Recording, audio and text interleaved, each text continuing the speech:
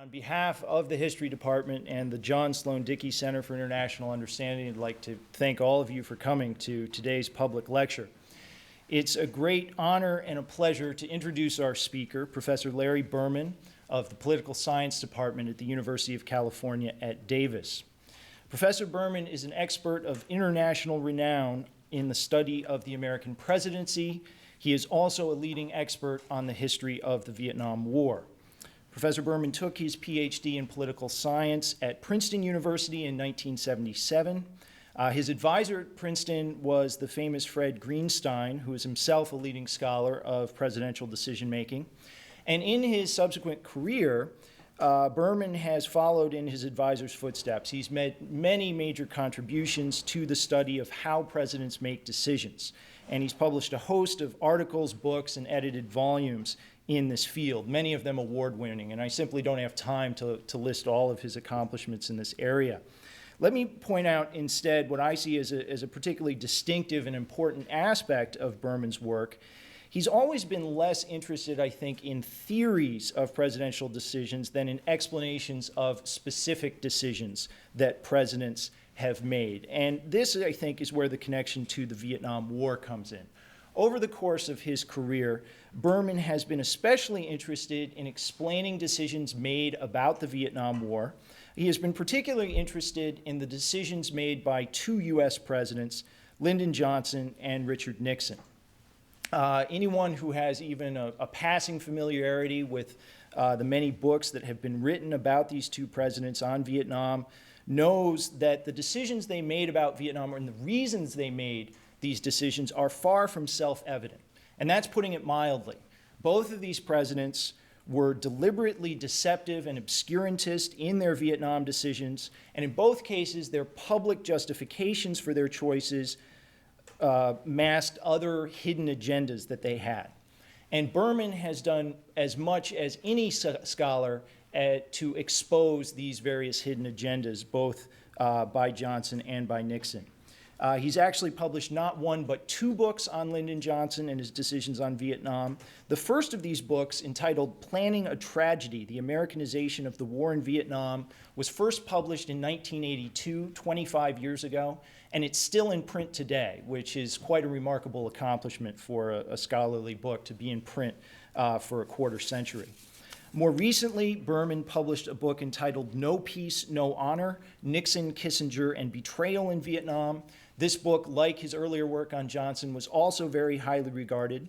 I should point out here that when I say highly regarded, I'm referring to the fact not only that the work has won accolades from his fellow political scientists, but also from historians. So among his many other merits, one of Larry Berman's virtues is that he is living proof of the fact that, contrary to what you may have heard, historians and political scientists can get along with each other from time to time. Having made such valuable contributions to our understanding of the decisions made by American presidents during the Vietnam War, Berman in recent years has branched out into studies of other aspects of the Vietnam conflict. And earlier this year, he published the book on which his talk today is based, Perfect Spy. Now, at first glance, Perfect Spy might seem to be radically different from Berman's earlier work. Unlike his other books on Johnson and Nixon, this is not a book that deals very much with presidents. It's also different in that it is concerned much more with the Vietnamese dimensions of the war, and especially with Vietnamese actors. And indeed, the subject of the book, the Vietnamese journalist and intelligence operative Pham is in some ways about as unlike Lyndon Johnson and Richard Nixon as one could possibly imagine. Despite this, though, despite these apparent differences, there are still plenty of connections, in my view, between this book by Berman and his earlier work. Perfect Spy is very much a book that's concerned with explaining decisions and choices that might seem at first glance to be difficult to explain. The reasons here are not immediately obvious for why Pham made the choices that he made. This book is also very much a book about hidden agendas and about secret plans for fighting the Vietnam War.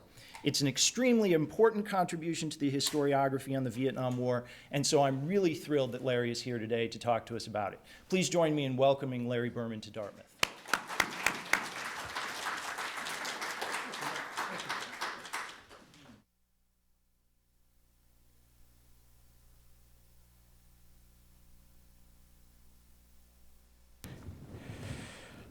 I believe I should now be audible. Is that right? Okay, just great. All right, thank you, Ed, for that very kind introduction.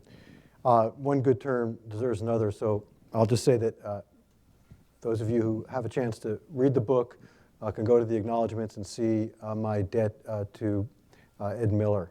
It's really a major one. Ed read this book in its in early chapters, advised me on many key parts. He's part of this new generation of historians who have studied the war from the Vietnamese perspective with Vietnamese language skills, and also deeply based in the literature, in the American literature, or really the international literature. And I came to rely on Ed throughout the entire process, and I tried to express that as best I could in my acknowledgments. And I've always thought Dartmouth was incredibly fortunate to have him here as a colleague. And having met with his class this morning, I see that it's just a perfect environment. What a great place to teach. I mean, and it's my pleasure to be here. Now, I am going to talk about my book tonight. And the book is called Perfect Spy, The Incredible Double Life of Pham Xuan, Time magazine reporter and Vietnamese communist agent. I've just been on a 4-month book tour that ended about 3 weeks ago. And it gave me a chance to reflect quite a bit on the feedback I got, the positive stuff, but also some of the critiques that I received, some really good critique. And then just 2 weeks ago, when C-SPAN's Book TV, their show afterwards, featured the book and myself for an entire weekend, my inbox was filled. It's an extraordinary thing. You get to see how many people watch C-SPAN and how valuable it is. Some really insightful comments from people, some of whom who knew on and were upset that I hadn't interviewed them, to veterans who were extremely angry about some of the things that they had heard me say. It's kill the messenger is always the good way to handle it. And then just great interest in how this guy pulled this off and who was the real Pham Xuan. And I'm going to try to put all that together today and try to do some things a little differently in this talk than I have in the past, and also leave plenty of time for questions, because I really hope this does provoke you to want to talk about it. And I'm just going to show some pictures along the way. These are not PowerPoint graphs or anything, just photos of An at crucial times of his career. And let me begin by talking just about the template of Pham Xuan's life, who he was, and I want to tell you how I met him, because this is a very important point.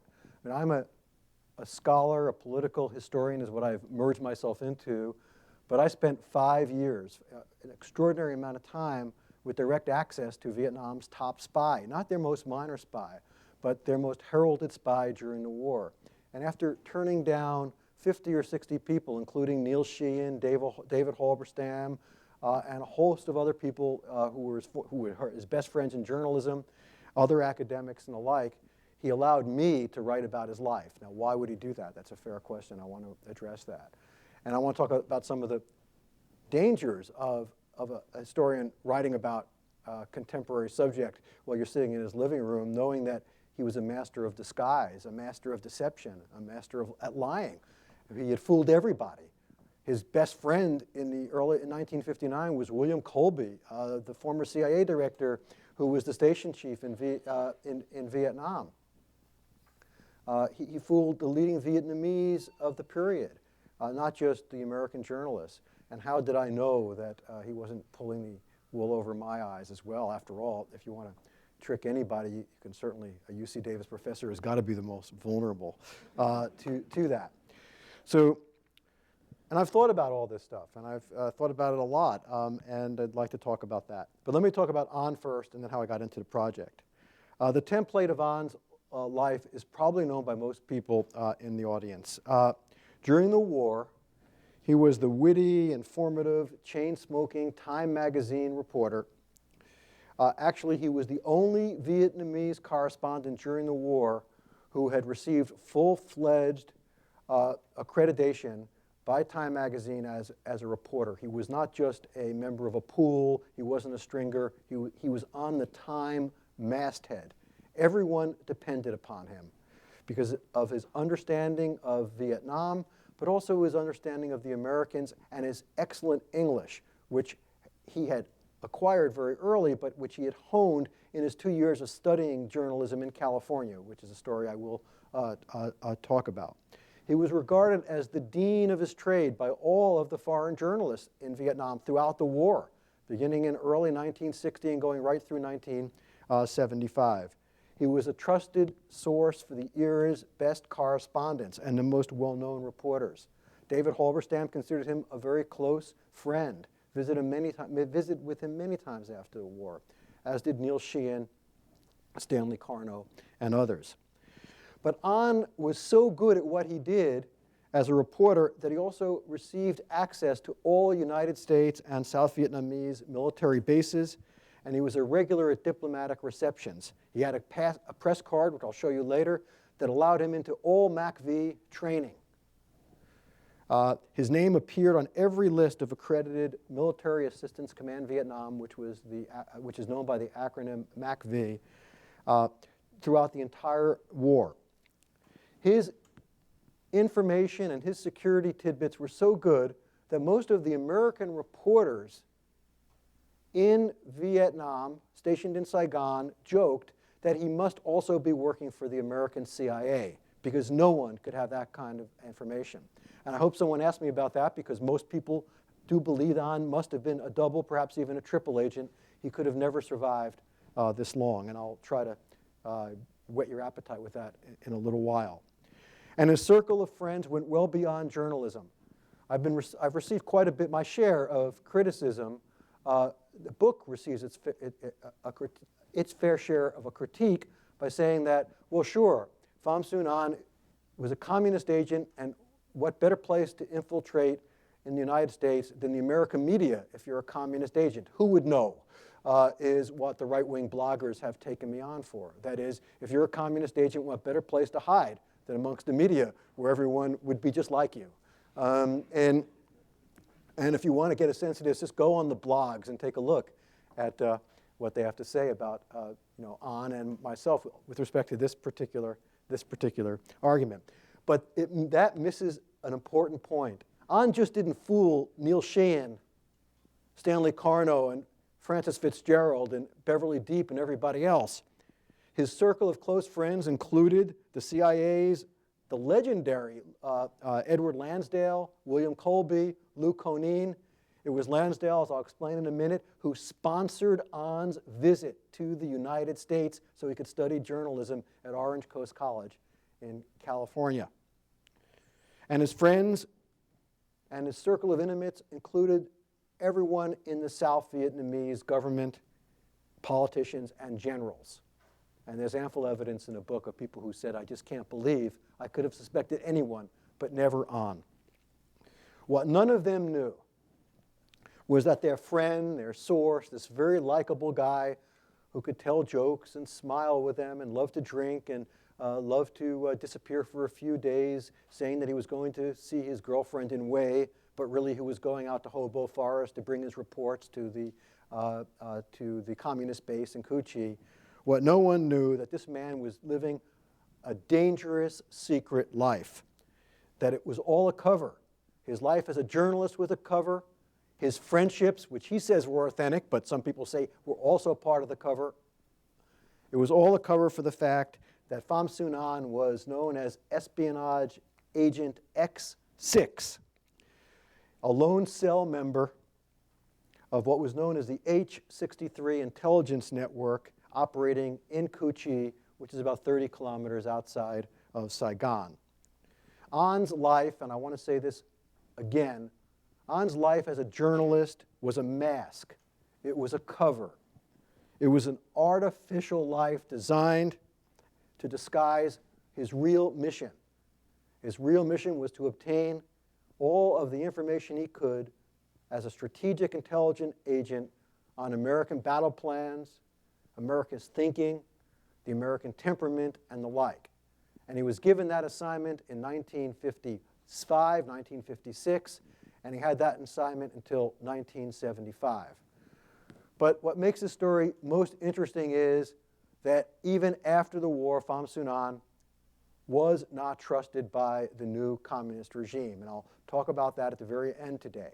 But on April 30th of 1975, as South Vietnam fell, and we all have seen the pictures of the last helicopters and that horrific scene in Saigon, Pham Xuan's cover was so good that he evacuated his wife and 4 children to the United States in Time magazine's evacuation. They went through Camp Pendleton with all the other South Vietnamese refugees. They eventually settled in Virginia in the home of a journalist who was their very good friend, Beverly Deep. And within the Politburo, thought was being given as to whether or not Pham Xuan should be sent to the United States to continue his mission. But instead, a decision was made. He was ordered to recall his family. And his family eventually, in a period where the human tide of history, where everyone is leaving Vietnam, there are 4 people going back. And as soon as that happened, most people realized that this guy was not the person we thought. Then the interest in who Pham Xuan really was began. Now, I want to say one more thing by way of introduction, which is that An lived his cover as if it was his real life, which in my talks with intelligence officers and with the intelligence community, and I've had several, both during the research for the book, I spent quite a bit of time with intelligence officers trying to understand how a spy thinks, what it must be like to be a spy, the danger, the fear. And of course, when they're our spies, meaning if they're working for us, they're the good guys, but when they're someone else's spies, they're the bad spies. But in this case, amongst the intelligence community, I found universal admiration for An, for the fact that he had this mental discipline to live his life as a journalist so well that he had actually become, in many ways, his cover. And that was one of the reasons An fell in love with journalism, and I'll try to just draw some parallels with that in a little while. But in his thoughts and his actions, he came to love his cover as a journalist. And he also came to love, he said to me and to others, all of the friends that he made. And his friends certainly believed him, because after the war ended and after the isolation of Vietnam ended in 1986 and 1987, and finally visitors were allowed back into Vietnam, the journalists, the CIA agents, they all came to see their friend Pham Xuan. Some of them out of curiosity, certainly, but a lot of them out of pure love and admiration still for the man. It didn't seem to bother people that this man had lied to them his whole life, and it also didn't seem to bother them that during the whole time that he had been a communist agent. As a reviewer recently wrote about my book, he wondered whether or not those same journalists would feel similarly if it turned out that An had said, if An's cover, instead of working for the communists, was that he was working for the American CIA. Meaning, of course, that this reviewer thought that, no, the journalists would feel betrayed knowing that one of their own journalists was a CIA agent.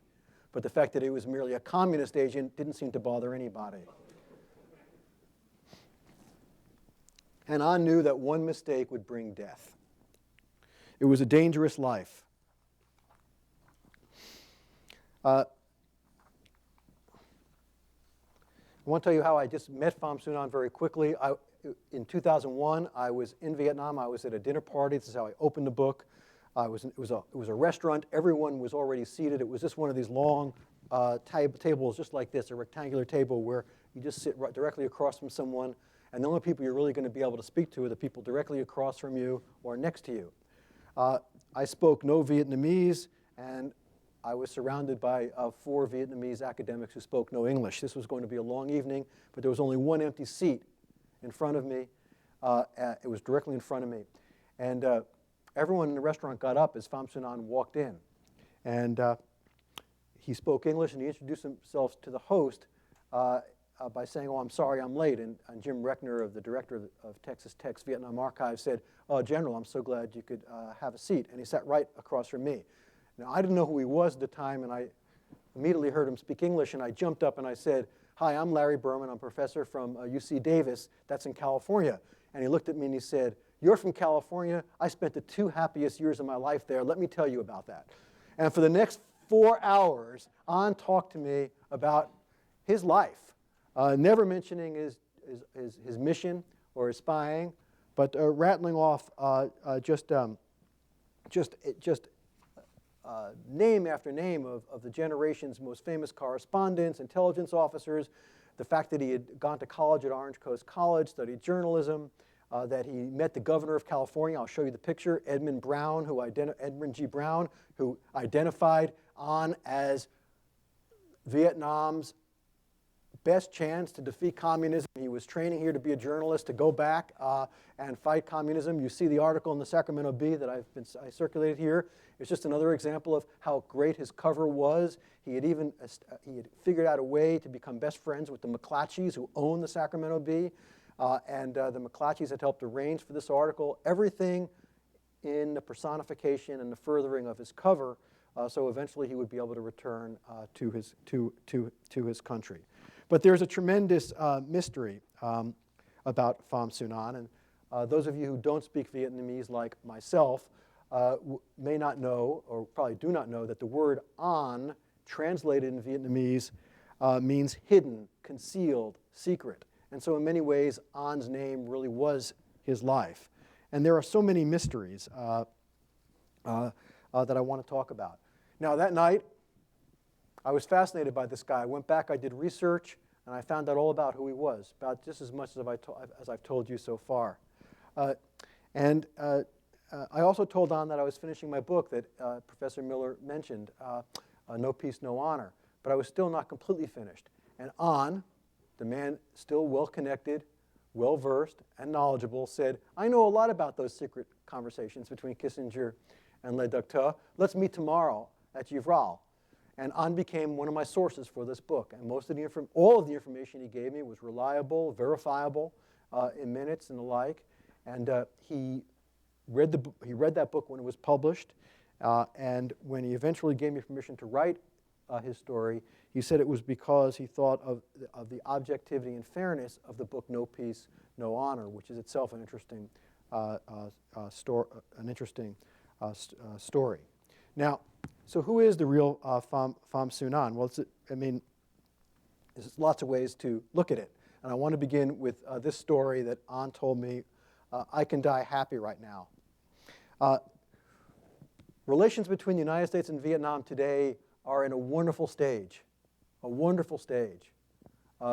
in terms of our economic relationship, a burgeoning strategic relationship, but it wasn't always the case since the war.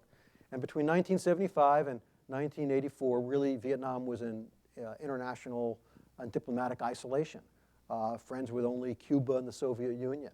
And then through the process of Des Moines, slowly changing their Marxist economy over to more open, capitalistic system, there was a gradual opening and liberalization. That's been followed by other liberalizations in terms of education, tourism, trade, and the like. But one of the biggest changes occurred in 2003 when the USS Vandergrift sailed into Saigon Harbor in November of 2003. At the invitation of the United States ambassador to Vietnam, An was invited aboard the USS Vandergrift along with other dignitaries on the occasion of the first port call by an American Navy ship to Vietnam since the war ended in 1975. And on that day, An, who you can see here, is in civilian attire. He's fourth from the right. That's his son, who appears in the book also, An Pham, and I'll talk about him, and you'll see a slide of him a little bit later. And that's the consul general right next to An, and that's the commander of the ship next to the consul general. An was in civilian attire, and the only one to recognize him that day was a Vietnamese delegation. In the Vietnamese delegation was a colonel. This is a very interesting story because the colonel came over to An and said in Vietnamese, with An surrounded by all these Americans, he was clearly a VIP guest, and everyone wanted to have their picture taken with An. The colonel said to me, "Excuse me, are you General Pham Xuan?" And An looked up and said, "Yes, I am." And the colonel said, "Nice meeting you, sir." And with An surrounded by so many American ranking dignitaries, he asked jokingly, "Which side were you a general for?" And without hesitation, An said, both sides. The colonel looked uneasy, as a Vietnamese colonel would. And An said, just kidding, just kidding. And telling me the story, An said, and this appears in the book, you see, that is why they can't let me out. They are still unsure who I really am. And in this book, I have tried to figure out who Pham Xuan An really was. Was he this man right here, General Pham Xuan An, promoted to general, who General Giap, the commander of Vietnamese forces throughout Vietnam, who still lives today, must be in his mid-90s in Hanoi, who General Giap, when reading An's first reports in 1961 and 1962, said, thanks to General Pham Xuan An, we are now in the Americans' war room. That's General Giap, and that is the American war room at Khe Sanh, set up in the White House, the bunker by Lyndon Johnson. That is what Giap said, and that is a well-documented quote of how valuable Pham Xuan An's reports were. And later, after the war ended, they flew An up to Hanoi, the first time he'd ever been in Hanoi, and as he told me, the first time he had ever lived in a communist country. He received his Hero's Medal and his promotion by no other than General Giap. When people saw this picture, there was no doubt about the fact that An had all along, been this man. When An died in September of 2006, his body lay in state in Ho Chi Minh City for 2 days for visitation, and he was buried as a military hero.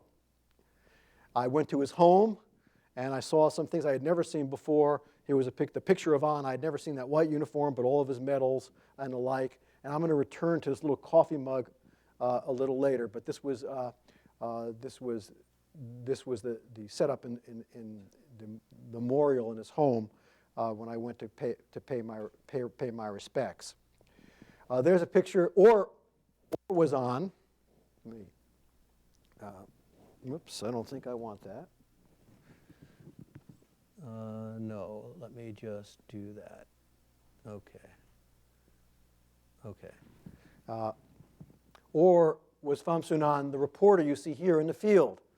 And I want to just tell the story very briefly because it's the best story that appears in my book about Pham Xuan An as a journalist. This picture appeared in the Sunday New York Times magazine 1 week after President Kennedy was assassinated in Dallas. The title of the article in the magazine was the 10 biggest problems facing the new president of the United States, Lyndon Baines Johnson.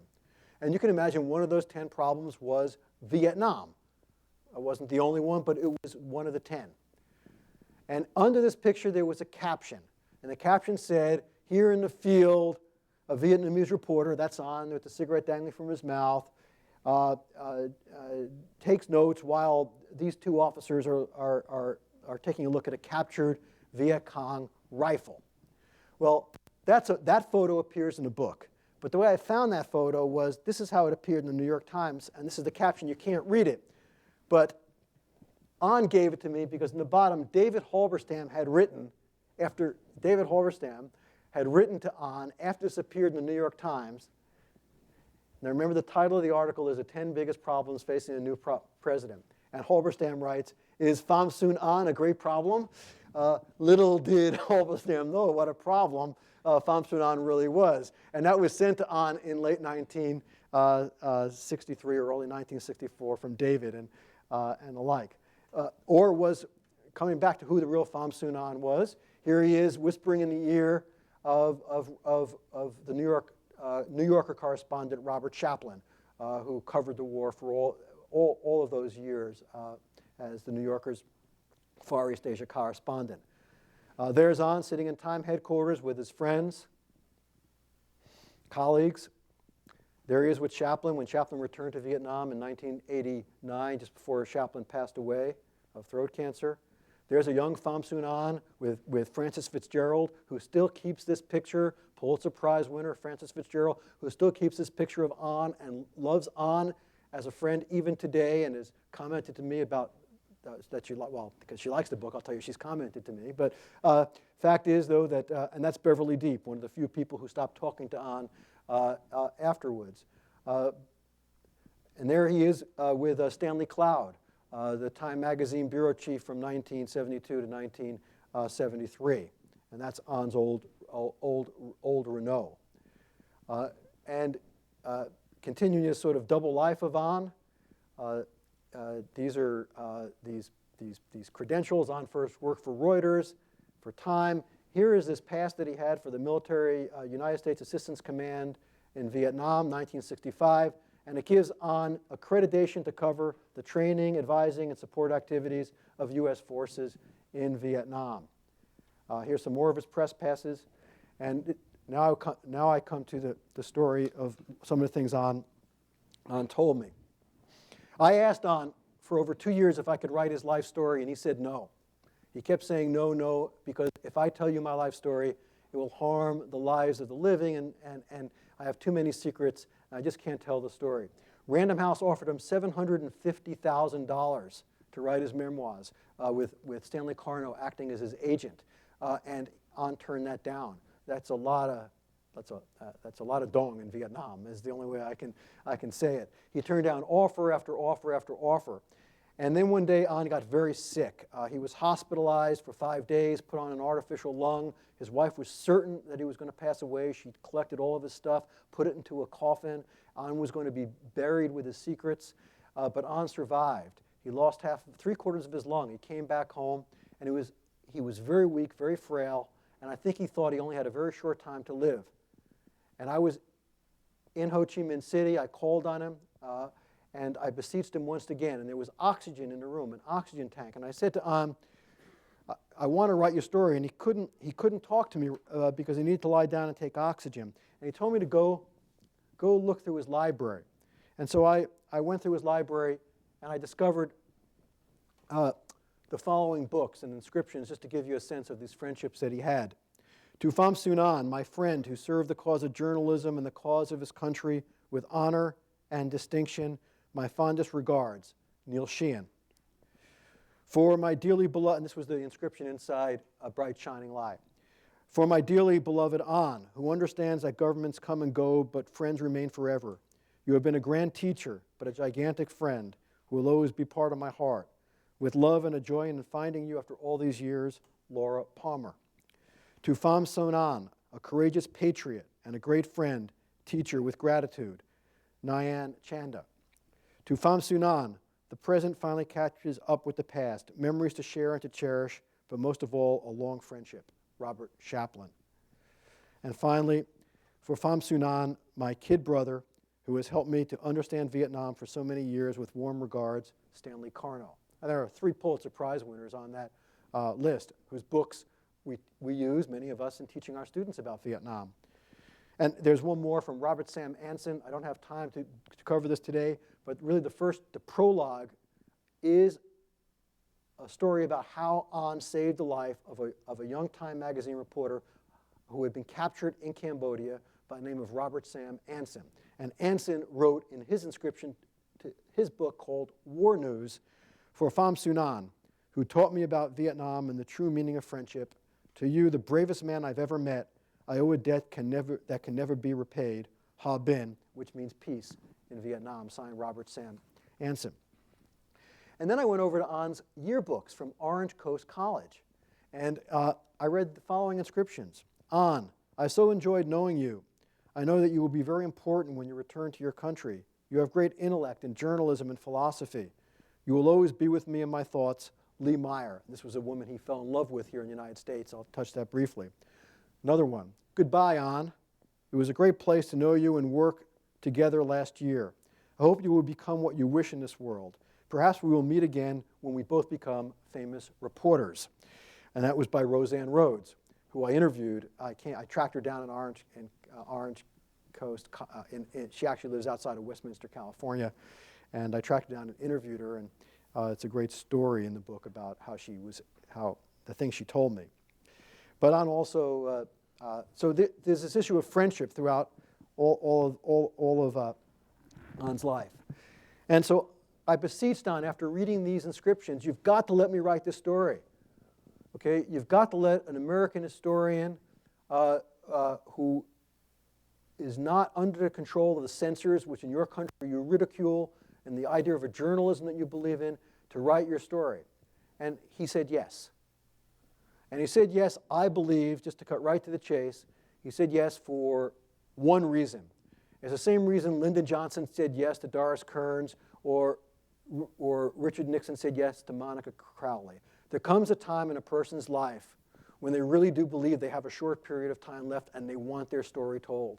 And no matter how long they resist it, at a certain point when you really accept the fact that you have a short period of time, you're going to say yes.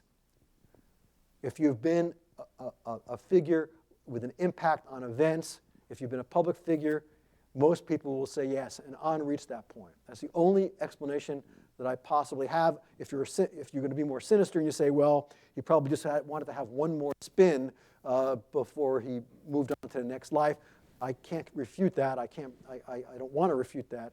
It would be your opinion. But I believe that An had decided to allow me to write his story, but I had to protect myself from being An's last spin. And so the way I did that was I conducted research in archives all across the United States, and I found Pham Xuan An everywhere. I went to the Library of Congress, and I went through the Neil Sheehan papers and found interviews that Sheehan did with An throughout the war after the war. I went to the Frank McCullough papers at the University of Nevada. Frank McCullough hired An. He was the Time bureau chief in 1965, the journalist. And in McCullough's papers, I found Pham Xuan An everywhere. I went to the Edward Lansdale papers at the Hoover Institution. Lansdale, the hero, the covert CIA operative sent to Vietnam to stop the flow of communism. In the Lansdale papers, I found personal letters where Lansdale would write, even after An was outed as a spy, "It can't be, I refuse to believe it," is what Lansdale wrote. And then I went to the University of Wisconsin, where the Wisconsin Historical Society has the papers of Robert Chaplin. And there I found hundreds of pages of verbatim notes that from 1963, 64, 67, the Tet Offensive of 68, 72, 74, and eventually 1975, on explaining what was happening in Vietnam to Chaplin. And one day a graduate student is going to go, or an undergraduate for a senior honors thesis, will go and take a look at those interviews and then track it with Chaplin's articles in the New Yorker. And you'll see what a great influence An had on Chaplin. But I could find no evidence anywhere of disinformation. As An said, no strategic intelligence agent worth his salt would waste his time planting stories or trying to influence the media. We had hundreds of other agents who were doing that. My work was much too important, so I had to be the best reporter I could be, objective, analytical. And An's analysis of the Tet Offensive, which he had helped plan, his analysis to Chaplin in these minutes, which I detail in the book, are extraordinarily objective. It was as if he was sitting out there in the CIA in Langley, trying to be an objective, even though in the weeks preceding the Tet Offensive, An had cased out all the installations and told the VC how to infiltrate the city. But when Chaplin asked him to take him around and explain it, he did so beautifully, and no one ever suspected. No one ever suspected. I also conducted dozens of interviews, not only with An's former colleagues, but with An's intelligence network, with his superiors in Vietnam, always bringing my own translator, not the one supplied, although in Vietnam, as Ed Miller knows, there's never any really known way, there's no way to guarantee that you're not getting the party line, but there are certain actions that you can take to try to mitigate that. And I would bring these documents to An, always sneaking them into Vietnam and always sneaking them back out. And I would ask An to respond to these documents from all these archives that I found. And I found that he got excited, and I was bringing him into the world of my research as well. And for the first time, he was having to answer questions that he had not thought about in a long time. And I was so consumed with the fact that he would die that between 2003 and 2006, when he died, I made 18 independent trips to Vietnam, 18, which explains why I have so many miles. And I would begin at 8 in the morning, and I would go until 2 in the afternoon, sometimes 3 in the afternoon, until he got tired, and he would ask me to leave, and I'd come back the next morning. I was allowed to tape everything, And he also took me out into his backyard, and he opened up his file cabinets. And this is our taping sessions. I would often bring friends. These are two of my best friends. The big heavyset guy is a former Marine who was wounded at Quezon. And the gentleman in the forefront is a Captain H. Baker, who was an advisor to the ARVN 9th Division. And these guys had never been back to Vietnam since the war. And I brought them back to meet on, and I describe in the book what their reactions were as well. But then on opened up his filing cabinets, and he started showing me field force documents, top secret combined documents that he got out of the Vietnamese CIO and other military from other military sources. Here's that field force. Other examples of documents that An gave me is just a proliferation of the documents. Now, what did An do with these documents?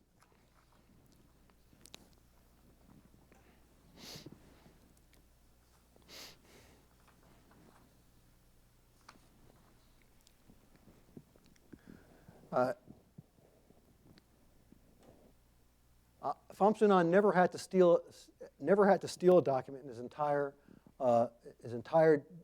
period that he was an espionage agent. Instead, because he was so trusted by everyone, including the South Vietnamese CIO, which was a Central Intelligence Organization, An was regularly supplied documents, asked to analyze them. And at night, An would take them back to his home. He would photograph them, he and his wife together, and I described their modus operandi. And then he would write in invisible ink, and he showed me how he did that, and I described the process in the book. He would write analytical reports on American tactics, on American thinking and American strategy from these documents. He would then take the film rolls and wrap them up and place them inside traditional Vietnamese rolls. And then he would take his reports, which were now just blank sheets of paper because it's invisible ink, and he would wrap the rolls, which of course had microfilm, and now the cover are his invisible reports.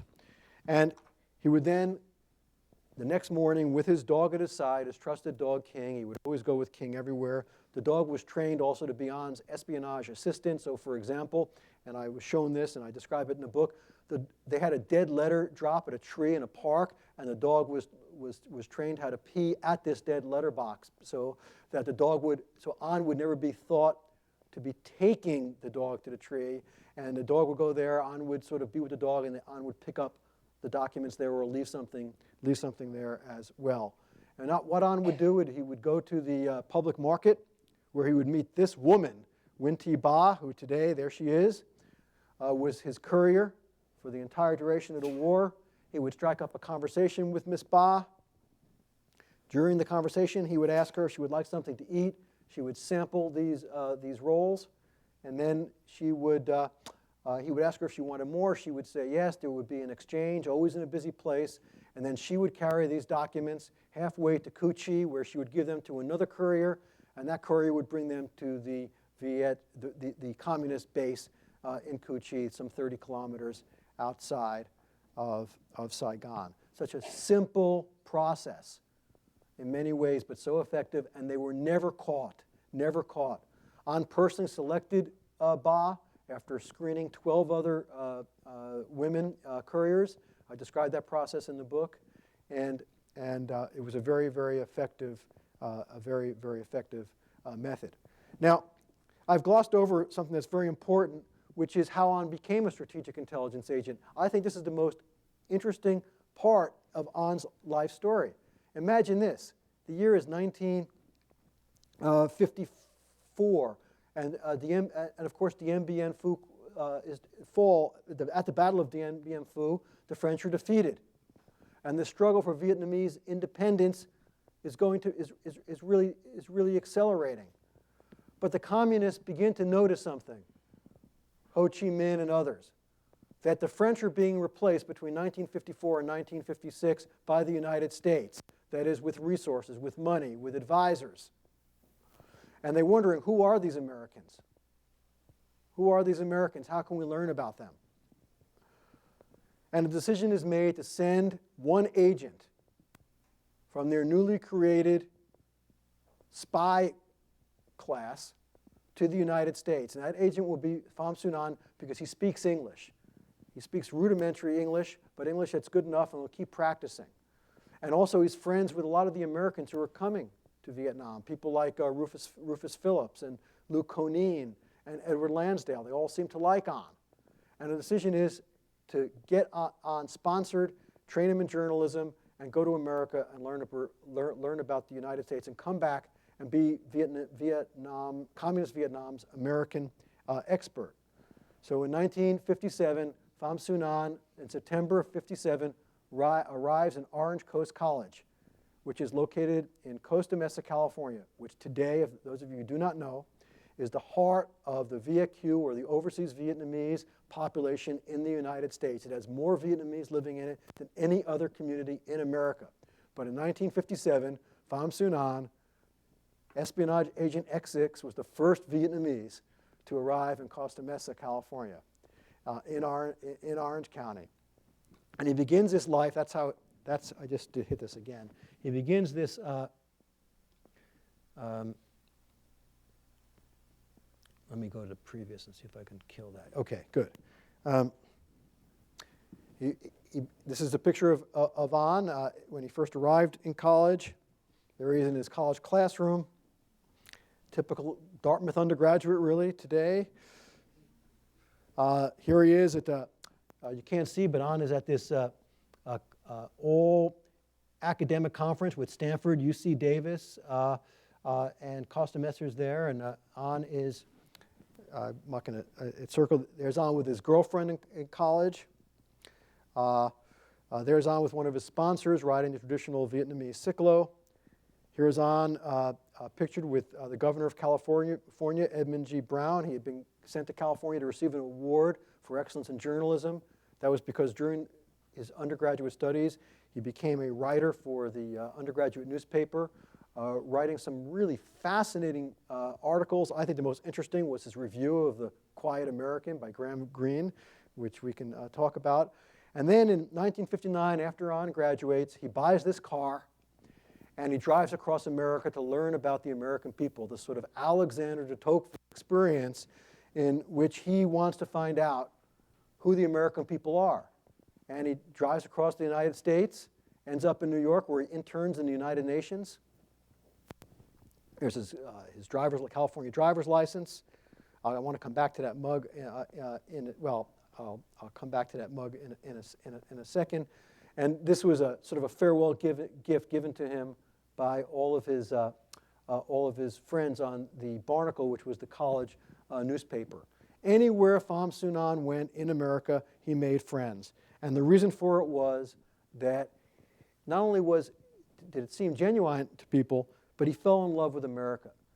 Okay? The Vietnamese had sent this kid, an espionage agent, but still a young kid, to the United States, and they didn't put him in, Leavenworth, Kansas. They sent him to Newport Beach, California, okay, with the ocean and the good weather and everything. And On fell in love with the American people, their vitality, their spontaneity. He fell in love with journalism. He had never been exposed to a free press. He loved the idea of a free press. And he thought that he had this mission that he had to fulfill. But once that mission was over, he dreamed that one day Vietnam would have a different kind of press. And he always dreamed the fact that he would be able to return to the United States, return to America, this land that he really developed such a fondness for. On received 4 special medals for his contribution to the communist victory in Vietnam. The first one was for the 1963 battle at Oppach. This is a very important battle, and it's detailed in my book, and the only thing I want to mention about it right now is that in 1960, 1961, and 1962, the American way of counterinsurgency was posing a real problem for the communist forces in Vietnam. The American helicopters, the special warfare, this was posing a real problem for the revolutionary forces in the South. And they had to come up with a tactical way to respond to American counterinsurgency, and in particular to what we call special warfare, the helicopters, the Hueys, and the like. Between 1961 and 1962, Pham Xuan had access to virtually every important document having to do with special warfare, counterinsurgency that was written, that came through the Lansdale Group, that came through the CIO and the like. An took all those, analyzed them, sent them up to Cu Chi. They were eventually transmitted all the way to Hanoi, and General Giap and his military planners came up with a counter plan, and the place to test it out was in Appak in January of 1963. This battle is highlighted in Neil Sheehan's book, A Bright Shining Lie, because this was a place where John Paul Van realized that we've really got a problem here with the way the South Vietnamese are fighting the war. That is the leadership. But I just want the audience to know that two communists received citations for their contributions to the Battle of Appak. One was the commander of the PLAF forces, and the other was Pham Xuan, who at the time was working for Reuters magazine. But that's how important his strategic assessments were. And I mentioned to you that prior to the Tet Offensive, this man, whose name is Tu Kang, the Tet Offensive in 1968, this was An's direct supervisor. He was later promoted to hero. This man was sent down to Saigon for 3 weeks to help case out all of the entry points into Saigon to preceding what the communists were hoping would be the general uprising. It didn't happen, but Tu Kang and An went all over Saigon and did their casing, sent their reports up, and their reports were absolutely essential to the infiltration into the city. Those were two of the, and so An received a special citation award for that as well. An received his final exploit medal for his contributions at the end of the war, April 1975, where he was able to convince the Hanoi Politburo that if the offensive was to begin early, that is in April of 19, that is, there was no need to wait to 1976, 1977. The United States was not going to return. Watergate had weakened Nixon to resign. Ford was president. The American Congress had lost its stomach for the war, and the Americans would not return with the B-52s. An's reports were essential to the change in strategy which expedited the final communist offensive. But it was during this final communist offensive that An did some things that got him into a lot of trouble with the new regime. And that was because as Saigon was falling in April 1975, even though An had contributed all of the strategic information and would later be promoted to hero, An worked tirelessly to get all of his friends out of Vietnam, Vietnamese friends, because he knew what would happen to them. And he helped them escape Saigon, and in the most famous episode of his escape, and those of you on this campus who would like to go over to which library are the Butler papers in?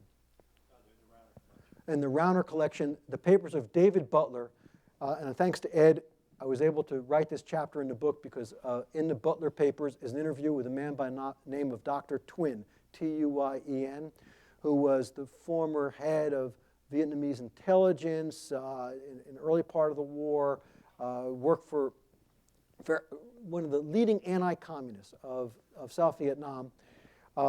An helped Dr. Thuyen be the last man up that ramp to board that helicopter on the last day of the war as Saigon fell. The CIA couldn't get him out. Chaplin couldn't get him out. The American government couldn't get him out, but Pham Xuan got him out by driving him to the gate of the building, by lifting up the gate, and these two men who had been friends for over 30 years hugged each other, were crying, and Dr. Thuyen left, never knowing that the man who had just helped him escape the clutches of the oncoming Vietnamese forces, never knowing that his friend Pham Xuan was really working for the communists all along. And An's explanation is provided in the book. I'm running out of time, so I can provide it in Q&A. But An had a reason for saving An, but it did not for saving Dr. Thuyen, but it did not sit well with the new regime. And indeed, An was so scared, by the way, as Saigon fell, that he went into hiding for 3 weeks. Why would he go into hiding? Well, because let's just go to May 1st, 1975. There is no longer a South Vietnam. The North Vietnamese forces are in Saigon. And where is Pham Xuan? Well, he's hiding in a Continental Hotel. His wife and family have been evacuated, but he's only known to everyone in Saigon as Time Magazine's Vietnamese reporter, a friend of the Americans, a friend of the British, a South Vietnamese. And An was afraid he would be shot on the spot or locked up, so he hid out. He came out. Eventually, 3 or 4 weeks later, word came down from Saigon who An was, and his status changed. But then word came out that he had saved Dr. Twin's life and others, and there was great suspicion about An. And he was sent away for 1 year to re-education in Hanoi because he was told, you think too much like an American. Okay, what is this concept of a free press? What do you mean the Americans are good guys? Look at the destruction that they've wreaked on our country. But An had only good things to say about the Americans and good things to say about the press and the media. So he had to be reprogrammed. They sent him away to Hanoi for 1 year to a political institute where they made him read the great economic theories of Lenin and Stalin and others. And An would always say that with a smile in his eye. But he always said it was too late. You know, I couldn't be reprogrammed. So they sent him back to Saigon. His family was recalled, and he was placed under house arrest for 9 years, allowed no contact with any outsiders. Why? Because the Vietnamese also believed that Pham Xuan had to be working for someone else. No one could be that good, that lucky, have so many friends. He was protected by somebody.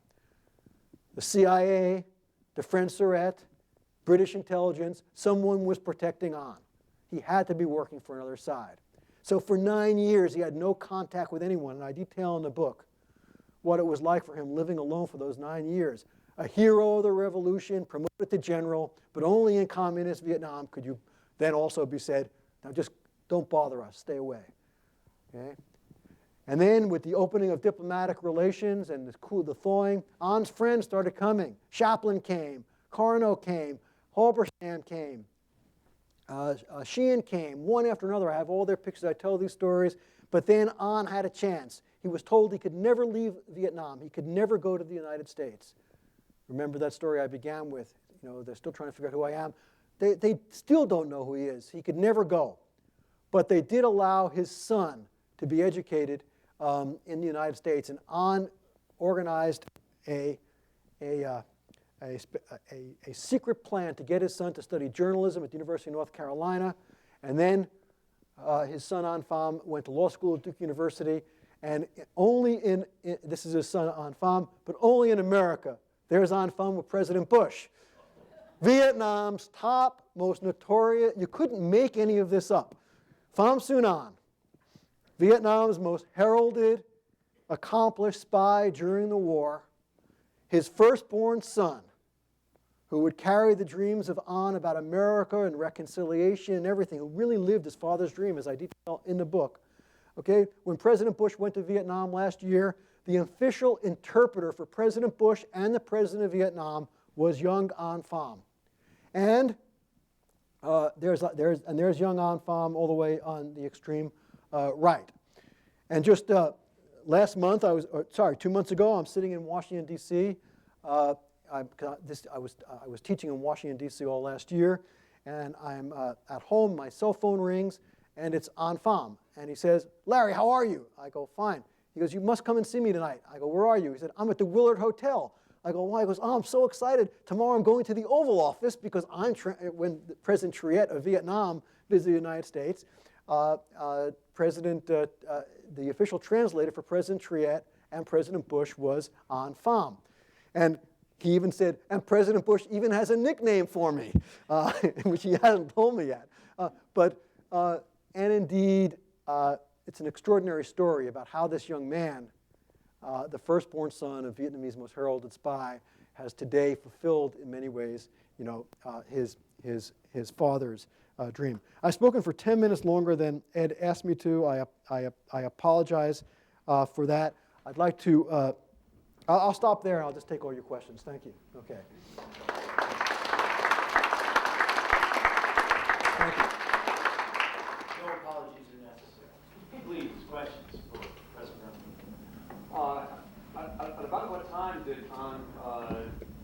50s, the fall of Viet Minh or before, did he really feel that he was on the side of the communists and going back?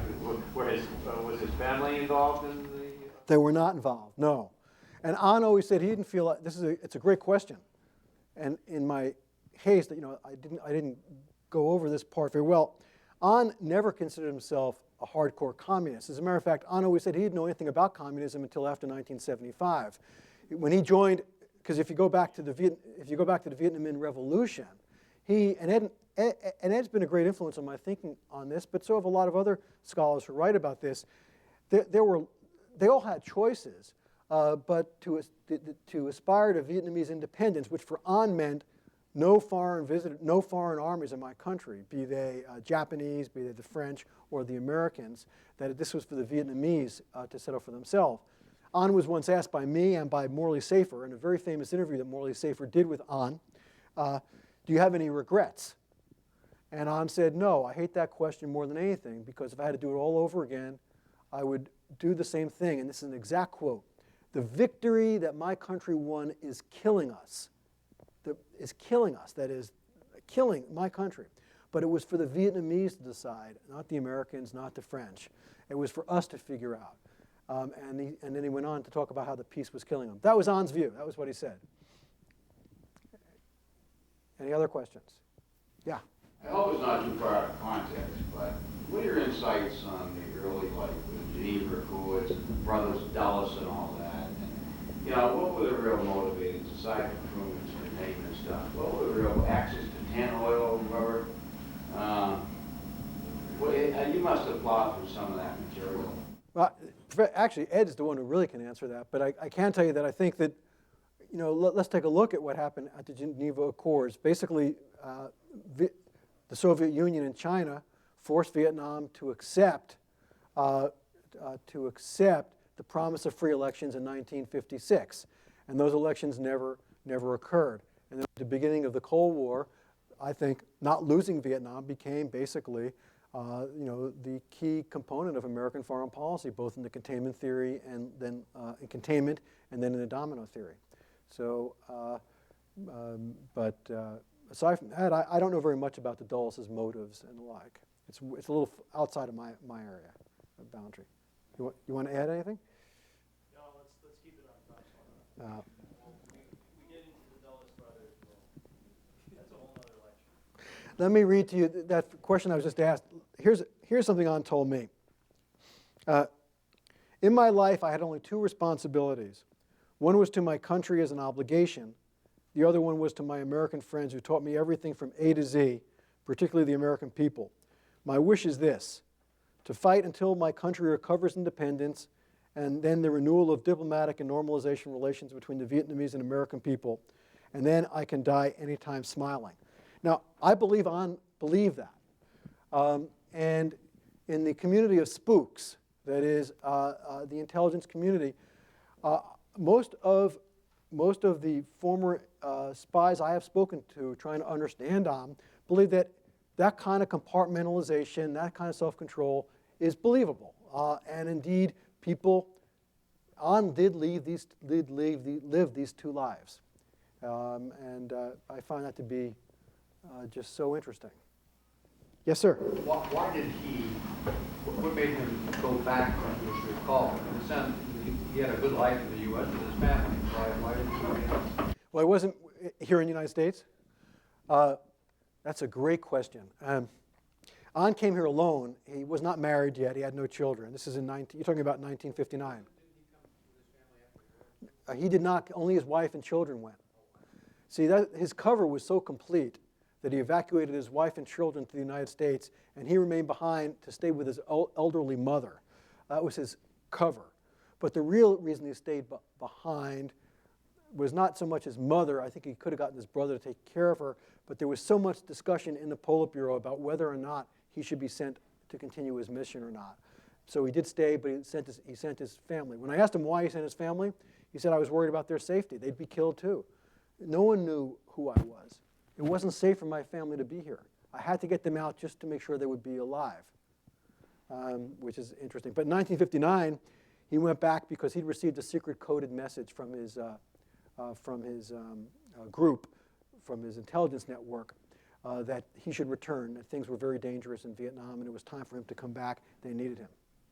And so he'd considered going to Cuba instead, where Castro had just taken power, but instead he went back to Vietnam. Yeah, there's several questions, yes. At what point did he sort of tell his son about this life? It's a great question. His son didn't learn about it until he was promoted to general in about 1976 or 1977. His children knew nothing about his activities during the war. That was one of the conditions. I should say, by the way, his son just didn't come to the United States. Time magazine reporters and all of On's friends raised $30,000 to bring his son to study here. And I have a whole chapter on this in the book, because you have to ask yourself, what kind of man can forge such friendships that you have everything based upon a deception, upon a lie about who you are? It would be as if your best friend, you found out your best friend was a Soviet or a communist agent today. Would you still feel the same way about that person? Well, it seemed like none of these journalists, it mattered. Time magazine contributed $5,000 to the fund. I list all the individual contributions that people sent in. It's a who's who of American journalism, $30,000 that was raised. And so what kind of man what kind of person can forge such enduring relationships? And then when people find out that he was really a spy, it doesn't seem to matter at all. Now, Ed and I have talked about this, and one answer is, well, that's because you could argue most reporters saw the same way On did, saw the war the same way On did, and so that they sympathize with On. That's a quite legitimate explanation. That is, in the eyes of many reporters and in the eyes of many academics, and probably in my eyes, On was a revolutionary, not a hardcore communist. He fought for the independence of his country, and therefore there were enough lies on all sides, enough guilt, enough shame. Who are we to judge anymore? I mean, who told more lies, Pham Xuan or Robert McNamara, right, or Lyndon Johnson? I mean, there was enough lies to go around, and the time to judge is over. I think that's how most of these reporters felt, except for that woman who's Beverly Deep, whose picture I showed you in the picture with Frances Fitzgerald. She stopped speaking to On, and I tell that story in the book as well. And she refused to even acknowledge On or the family. It was Deep's apartment that the wife and 4 children stayed in Arlington, Virginia, while they lived here in America. And in one of the great ironies, the kids went to school. In what school? What was the name of the school? Patrick Henry Elementary School. So it's almost too good to be true. I think there's a question here. Yeah. Yeah, I was thinking about that idea of this sort of double life and how they look compartmentalized in 2 aspects of his life. It seems like one of the remarkable things is that he was able to live fully in each aspect of his life and not really contradict one another. That you said he was, as a reporter, he was remarkably objective when he was asked for his advice. He was honestly able to give his advice. And I assume it's because he thought that the most objective advice he gave would serve the larger cause of getting the United States eventually out of Vietnam. Yeah. Was there ever any episodes when those two actually ran directly into conflict, or you had to make a choice? Not that I'm aware of, but that's a good observation, and one that I want to actually, the observation itself really needs me to clarify one thing, which is On always told me the hardest thing in his job as a spy was to make sure in his cover as a reporter, he did not use, imagine this kind of mental self-control, and we all practice this ourselves. He had to make sure the information that he was supplying to Time magazine came only from public sources or from material that he could explain where he got it from, and not some small bit of information that he may have picked up from another source or from a military document he had seen that no one else saw. And that this kind of sort of rigorous mental control was the most difficult for him, never to mix up these reports. And also to make sure that when he wrote his reports, his intelligence reports, that he didn't put anything in there that might identify him, because a lot of times these couriers were caught. And if they were caught, it would be traced back to him. He did carry a suicide pill. And as he described his life to me, which I describe in the book, he described his life as a fish on a cutting board. never knowing when your last day would be. And that was the kind of pressure that he lived under. But I can't think of any example that would fit the blending of the two. No. Yes? I guess what makes the Quiet American a great book for so many people is this kind of moral ambiguity that you find in it, that the major character faces. And so I'd be very interested to see how he analyzed what his evaluation was of the book. Well, he did his review of the book in it's very interesting because he reviewed the book in 1958 or 59, whenever it came out. And this was the original version of the book, and well, there's only, but he reviewed the film with, I believe, Audie Murphy starred in that original, the original version. But what I did not know until An told me, and then I confirmed it by getting the CD, is that in the 2002 or 2003 remake, An was actually consulted on that remake, and indeed he represents the fusion of two characters in there, and An appears in the extended director's CD version of The Quiet American from the 2003 version. Now, in the review that he wrote for the college newspaper, he walked a very fine line because that film was dedicated to the memory of Ziem, not to the memory, to Ziem, he talked about the dangers of a third force and the need for the Americans to understand that, and hinting that this was something for the Vietnamese to work out, and he was very fearful about what a third force would represent for the Vietnamese. It's a very interesting review. I'd be very if you send me an email, I'd be very happy to send it to you. Yeah, do that. Yes, sir. What about access to the files in Hanoi regarding? Yeah. I'll never get them, and I don't think anyone ever will. I believe those files will be locked up forever. You were talking here about the crown jewels of their intelligence, the equivalent of presidential daily briefs here, other kinds of documents that the government keeps secret. I don't think scholars will ever get access to An's reports. Maybe I'm wrong. I hope I'm wrong. But there's only the original reports. That's it. And they're somewhere in Hanoi. I was unable to even get close to that. I think it would be. I don't think they'll ever open them up. That's just my own assessment. Yes, sir. So you mentioned that An finally said that he would tell the story because he thought he was going to die pretty soon. How much time elapsed there between the time that he started talking to you? Did you have a lot of meetings with him, or just one or two? He died. Did he end up living? Oh no! He thought he was going to live only 6 months. He lived 2 years, and so I had over 80 meetings with him between the time he said yes and the time that he died. So I made these 18 trips to Vietnam from the time he said yes, in which I would go 2 weeks at a time, 8 hours a day with him. And sometimes I stayed even longer than 2 weeks. And we would start early and go. And then after a period of time, he trusted, at the very beginning, he wouldn't let me speak to other members of his intelligence team.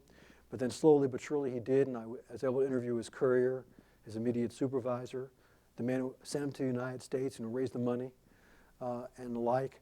So, and then he began using me in a very interesting way.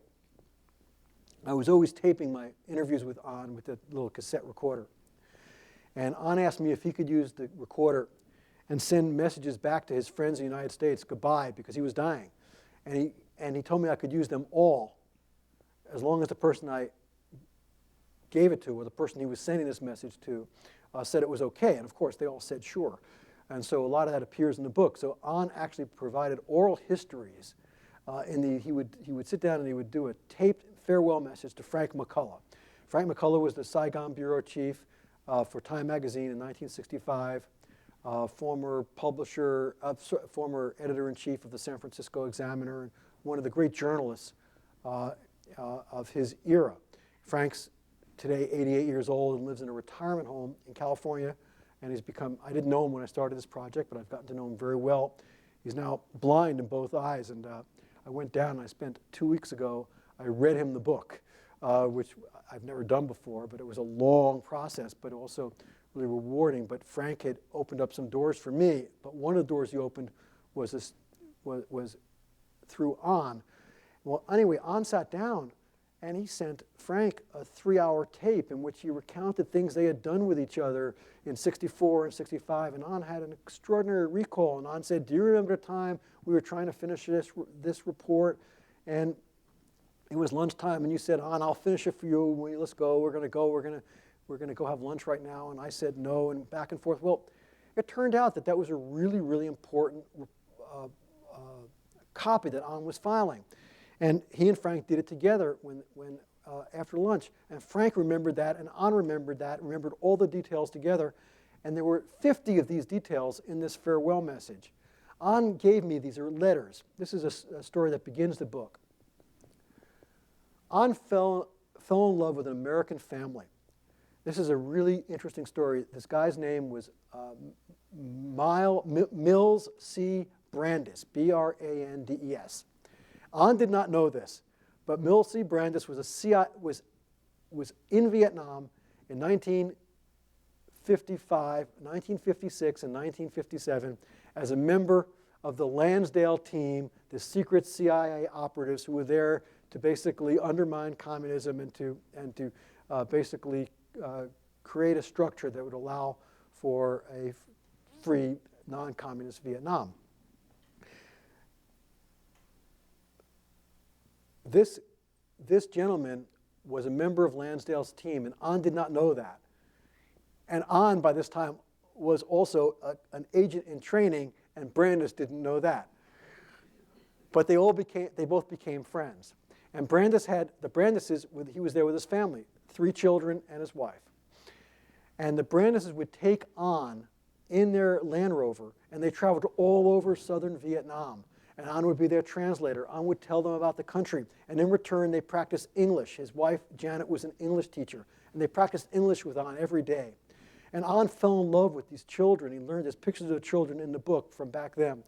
And An described how he learned so much about the American people from Brandes. There's a lot of things to admire about Brandes. One of them was just how caring he was to the Vietnamese people. Anyway, the Brandeses bought An the suitcase he needed to go to California, helped get him clothes, gave him money, put him in touch with family in California, and the like. And then they went into a long correspondence with each other for years and years. And An saved all these letters.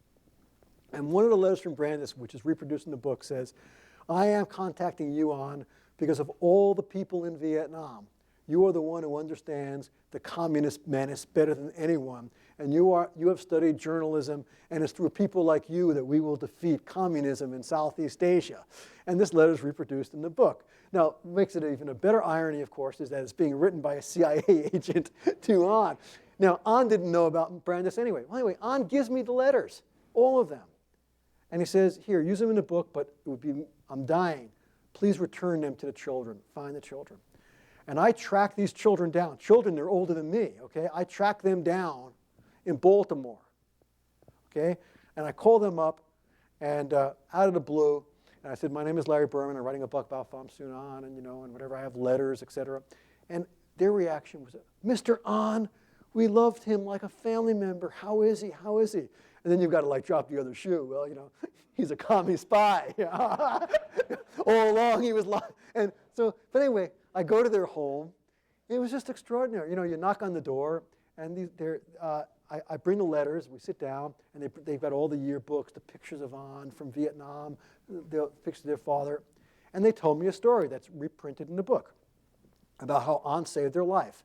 They were driving through southern Vietnam. The year is 1956.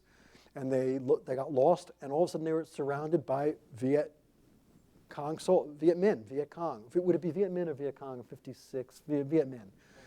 Yeah, all right. Viet Minh in 1956. They're surrounded. And Miles C. Brandes said, "Don't move." And An got out of the car, negotiated something, and somehow got him out of this mess. And afterwards, Mills Brandes said to his family, "An saved our life." And the family never forgot that. And I asked the Brandes children, did their father ever learn about An being a communist agent? And actually, it turns out I really wasn't the first person to tell him that An was a communist agent, because right before Father died, he had read something about that, and he said he had to do what he had to do, but he was a Vietnamese patriot, not a Vietnamese communist. And that's how Mel C. Brandis viewed An. And that story is reprinted in the book as well. So anyway, how I got into that was An used me to clean up his life, okay? I mean, to close these loose ends, return these letters, do these oral histories and the like, and I did it. That led to more information and the like. Now, it's a fair question to ask, did it affect my objectivity? I mean, did I like Pham Xuan An? Yeah, I did. Did I find him to be an attractive and intriguing person? Yeah, I did. He was one of the great conversationalists I've ever met. He was a walking encyclopedia. He was a man of history, a man of profound impact, and he was a spy. You know, and the more I talked to him, the more I found interesting. Did that affect my objectivity? It may have in certain areas, but in the book, I hold An responsible for something that would anger him very much. You know, because An always said he was never responsible for the deaths of him. He could never hurt an American directly. He was never responsible for the deaths. He wrote reports. He was like a CIA agent in Langley. He never shot anyone. He never could hurt anyone. It wasn't in his temperament. He didn't even know how to load a gun. This is, you know, and I believe all of that. And he said he could never hurt Americans. Well, I say in the book he was responsible for the deaths of lots of Americans, lots of South Vietnamese. And you can't be the greatest espionage agent in Vietnam history during the war. You can't be a hero of the revolution, promoted to the rank of general, and have 2 books written about you in Vietnam, and also take credit for the identifying ways into Saigon during the Tet Offensive without having responsibility for the deaths of Americans. And he had to acknowledge it. And I know that if he was alive, he'd find that very painful. And one of the things that we agreed to when I wrote the book was he would never read the book until it was done. He had no interest in reading it either, because he didn't think it was appropriate. And so I knew he died as I was finishing the book, but you know, I knew there were parts of this that he would not accept. And one of the things I always defend myself with on this objectivity charge is dealing with the issue of blood on his hands. He has big responsibility in the deaths of Americans. But that's still not enough for a lot of people who do believe that, you know, I'm too kind to him, that I wrote the book that he wanted me to have written. And well, you know, it's an interesting issue. I've really thought about it. Who in this room would turn down an opportunity, though, to write that book? You know, I mean, my other choice was not to write it, or my other choice was, I guess, to have just there was just a review of the book in this in something called Front Page. I don't know how many people read it. So it really savaged me for basically dancing on the graves of 55,000 names on the Vietnam Memorial for writing a book about a spy who was responsible for the deaths of Americans when he didn't deserve a book. I thought that was pretty harsh. You know, he's a figure of great historical significance for no other reason of the mystery that his life remains. For example, what the hell was he doing on that ship? How does Vietnam's top spy end up on the USS Vandergrift in 2003 as a VIP guest of the Americans? How does that happen? Why does the United States government in 1989 allow the firstborn son, 89, this is 88 actually, during just the beginning of the thaw of relations. How does this kid get all the clearances and visas to come study at the University of North Carolina? Well, I know how. An told me. An pulled out some IOUs. An had things on people that none of us would believe. And An called those in to get his son into the United States. He called in those debts so his son could have the same benefits that he had, which was to study in America, be exposed to the American people, and then be this bridge towards reconciliation. What's that? Is your next book? No. But you know, what was he doing there? Why did Edward Lansdale sponsor him in '59? The links with the CIA are all there, but I couldn't find a smoking gun, so I only talk about it tangentially. But do I believe An was being protected? Absolutely. Do I believe that he was working for American or British intelligence? Absolutely. Do I think was at a high level? No. Do I believe that he traded small information yes, it was natural for the American CIA to contact An. Why wouldn't they? He's the most connected Vietnamese journalist. They would go to him and say, An, look, we'll give you some good stories. Let us know what's going on in the presidential palace. Give us some information. You know, we need information. And An probably went to Cu Chi and told his bosses, look, the Americans have asked me to do this. I'm going to do it. It'll provide access. It'll give me cover. So I do believe he was being protected by more than one side, because no one could be that lucky. And I explore this in the book. But I could not find the smoking gun. I did a FOIA. I couldn't find anything. I did everything that a scholar would try to do to try to find some link. But every member of the intelligence community who's reviewed the book, or the intelligence groups I've spoken before, including the Organization of Retired Intelligence Officers, they all believe that An had to have been in contact with American intelligence and was providing them with information. Now, the real interesting question would be, was he supplying them with misleading information? That is, wouldn't it be ironic if it wasn't the media that he was an agent of disinformation for, but the American intelligence community? And we'll never know the answer. Well, we may know the answer one day, but that to me is sort of the mystery of An's life. And by the way, the mystery of An's life, and I know Ed wants to, we're going to end. The mystery of An's life is not just the mystery for the Americans or for me. It's for the Vietnamese as well. And I'd like to just, this appears on page 267 of the book. An had just passed away, and I had gone to his grave just to pay my respects. And then I went to their home. This was about 2 weeks after the funeral itself. I was not in Saigon or Ho Chi Minh City when An passed away. So I arrived at his home, and there are memory books on the shelf, and which everyone is, it's a who's who. It's like a who's who of the war, a who's who of Vietnam history has come in and signed this memory book. There's like 7 of them. About 90% of the entries are in Vietnamese, but a few are in English. I had them all translated. The family gave me permission to have all of them translated for me, what people wrote. And that's really a book in itself, sort of like what people wrote in Pham Xuan's memory book about their recollections of him. And I've got all those notes, but I reprint 2 of them in the book. But this is written by a Vietnamese gentleman who was very instrumental in getting young An Pham into the United States and was a family friend. And it was written in English. And I chose to use it. And I think it's a great way just to end the book and also to perhaps leave you thinking about Pham Xuan. And this is written by a man by the name of Win Quing D.Y. Is it D or Die? D.Y. would be... All right, yeah, so I'm better off.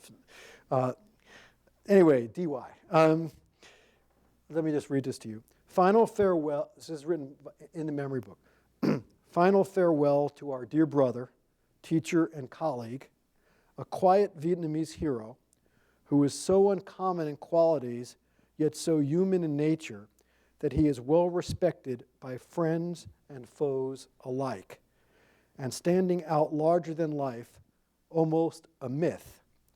Now that it's all over, may he rest in peace in the next life, with all of its pains and ironies, all the mysteries and memories of the good old days, that not all is well understood, so that he could bring with him all this to the other world. Signed by Dai, September 22nd, 2006. Now, I think in many ways that really captures the continuing mystery of An's life, and in a way that, and I find it particularly poignant that it was expressed by a Vietnamese friend, not intended for publication, not intended for circulation, but just trying to capture the essence of who he is. And even Dai could recognize that he was respected by friends and foes alike.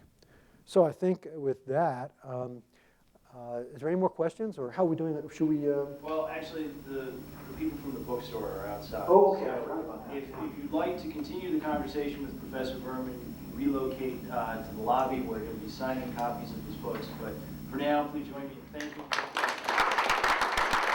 Thank you.